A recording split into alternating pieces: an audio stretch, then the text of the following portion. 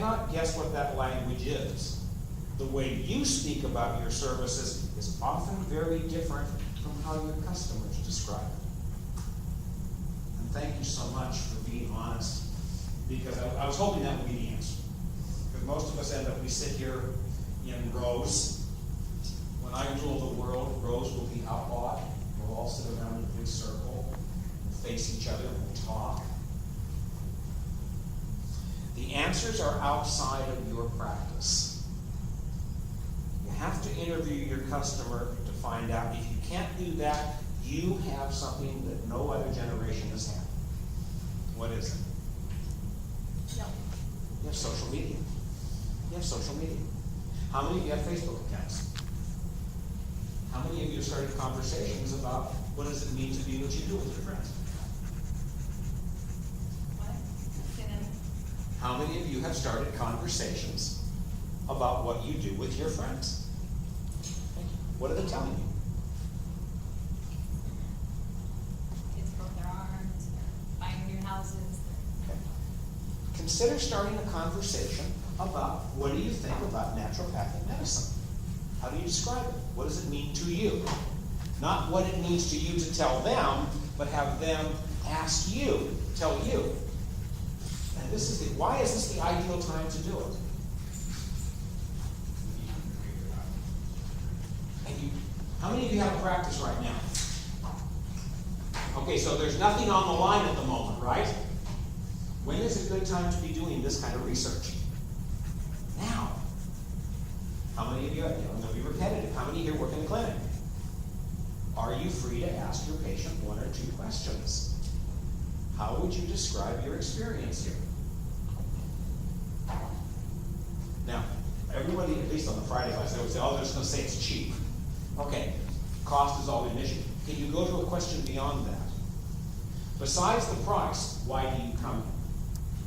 If there was, would I be correct? If there was an allopathic free clinic across the street, our clinic can charge the same, why would you come here over there? Have you asked that question? You should do that.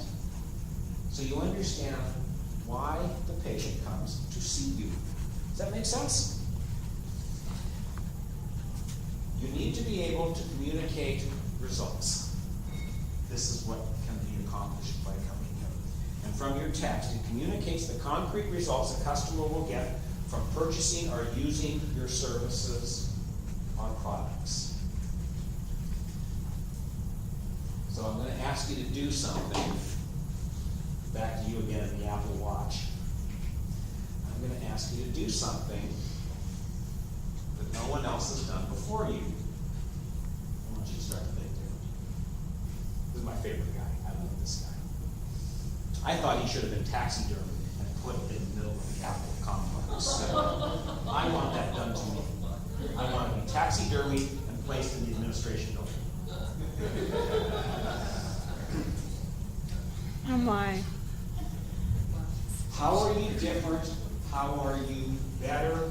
How are you unique in what you do? And just from talking to all of you, I know you're all unique. I've had these wonderful, I have some sidebar conversations before and after class. What I'm hoping to do is help you get those words out so that you can begin to get that expressed. Now when you do that, I'd like you to avoid some things. I'd like you to avoid hype. What is hype?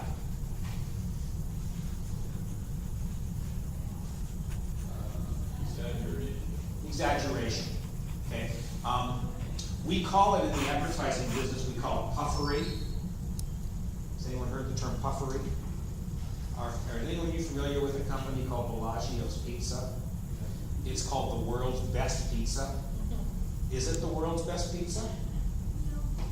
No, but they don't get sued for it because it's what? Puffery. Puffery. We all just know it's a bunch of hooey. TCBY, the country's best yogurt. Is it the best yogurt? We don't care. I'm not a big fan of puffery and hype. What are superlatives? Better than, greater than. Avoid the magic potion, the snake oil salesman. And jargon? jargon, business jargons all the time. We're the company that will go for the deep dive. Oh, you teach swimming? Reach out. I have that phrase. Avoid things like the never before amazing miracle product. Superlatives, the best. Or I wrote down here, and business jargon. Value added interactions.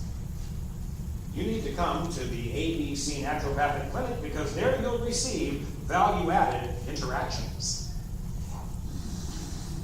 Make sense? 5 seconds. You want your value proposition to be read and understood in approximately 5 seconds.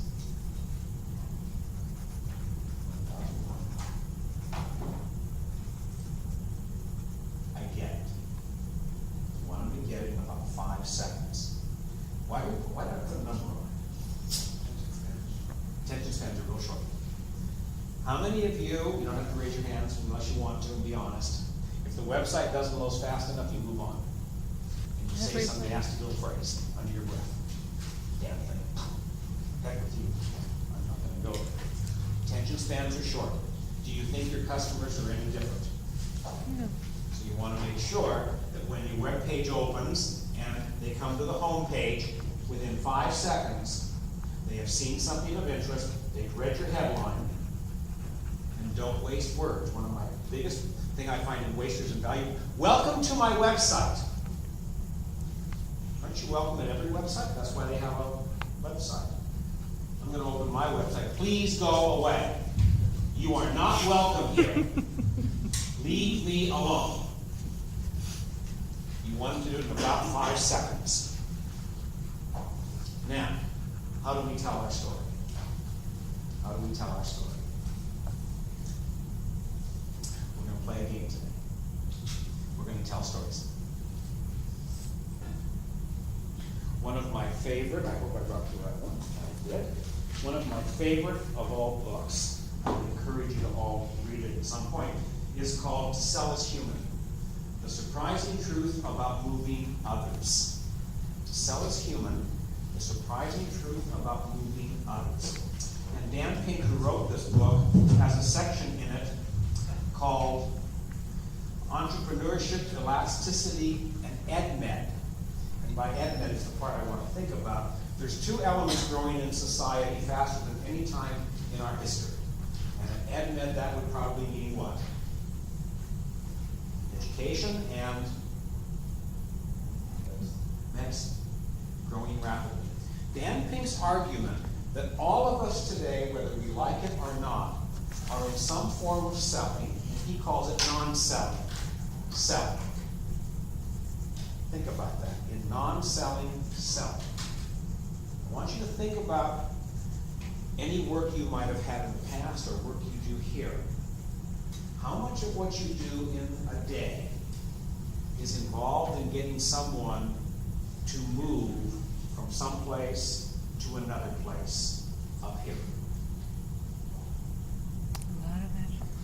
You better get that in your mind, because that's going to be you are going to go into, I will argue, into a sales job. By the very nature you're here, you're going to go into a sales job. You're going to have to help people move from one state to another. When I say state, I don't mean physical. From the state of being overweight to the state of being healthy. You're going to have to move them. Do teachers sell? Yeah. We cajole students to pay attention in class. Do coaches sell? Yes. Yeah, they work with their players to get better, to go from one point to another, to give it that extra mile. Kids sell all the time. Oh, kids are the best. Boy, the kids know how to do it. And they're unabashed by it.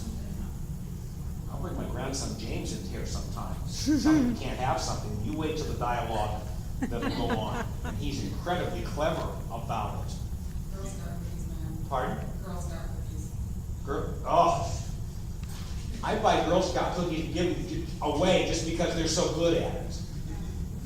There's a wonderful idea about how we use words. I was going to show the video, it's a little long, but it shows a blind person.